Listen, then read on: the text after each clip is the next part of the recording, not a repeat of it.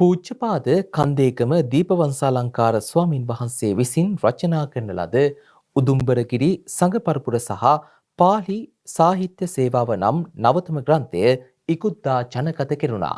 ඒ මාලිකා කන්ද විද්‍යෝදය මහා පිරිවෙනේදී ගත්කතුවරයෙකු පදරජකයෙකු සහ විශ්වවිද්‍යාල ආචාර්යවරයෙකු ලෙසද මෙරට සාහිත්‍ය වෙනුවෙන් කැපී පෙනෙන මෙහෙවරක් ඉටු කරන පොළොන්නරුව ඓතිහාසික කන්දේගම ධනංජය රාජමහා විහාරාධිපති ශ්‍රී ලංකා බෞද්ධ හා පාලි විශ්වවිද්‍යාලයේ ජ්‍යෙෂ්ඨ කතිකාචාර්ය පූජ්‍යපාද කන්දේගම දීපවංශාලංකාර ස්වාමින් වහන්සේගේ නවතම ග්‍රන්ථය වන්නේ උදුම්බරගිරි සංඝපරපුර සහ පාලි සාහිත්‍ය සේවාවයි.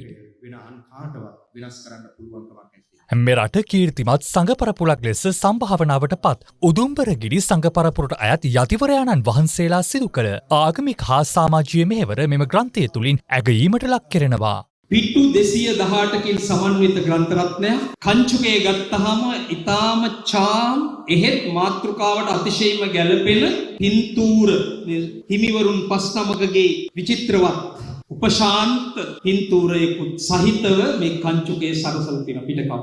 උදුම්බරගිරි සංඝ පරපුර හා පාලි සාහිත්‍ය සේවාව අංශ දෙකකට විහිද යන මාතෘකාවක්. උදුම්බරගිරි සංඝ පරපුර ගැන කරුණු ප්‍රකාශ කරනවා. ඒ වගේම ඒ ඇත්තන්ගෙන් සිදු වූ සුවිශේෂ පාලි සාහිත්‍ය ප්‍රවර්ධනයට ඉටු වූ සේවාව පිළිබඳව උන්වහන්සේ කතා කරනවා. ග්‍රන්ථය දොරට වැඩීම සඳහා වූ උත්සව සභාව පැවැත්වුණේ ශ්‍රී ලංකා අමරපුර මහානිකායේ ශ්‍රී ධර්මරක්ෂිත පාර්ශවයේ මහානායක අතිපූජ්‍ය ත්‍රිකුණාමලී ආනන්ද මහානායක ස්වාමින්වයන් වහන්සේ, මාලිකා කන්ද විද්‍යෝදය මහපිරිවෙන් පරිවේනාධිපති පූජ්‍යපාද බලංගොඩ සෝභිත නායක ස්වාමින්වයන් වහන්සේ ප්‍රමුඛ ගරුතර මහා සංඝරත්නයේ ප්‍රධානත්වයෙන් සහ කතානායක ජගත් වික්‍රමරත්න, හිටපු ජනාධිපති මෛත්‍රීපාල සිරිසේන, සමස්ත ලංකා බෞද්ධ මහා සම්මේලනයේ සභාපති චන්ද්‍රනිමල් වාකිෂ්ඨ යන මහතුරුන් ඇතුළු සම්භාවනීය පිරිසකගේද සහභාගීත්වයෙන් මේ පැත්ත බලන්න පොඩ්ඩක්.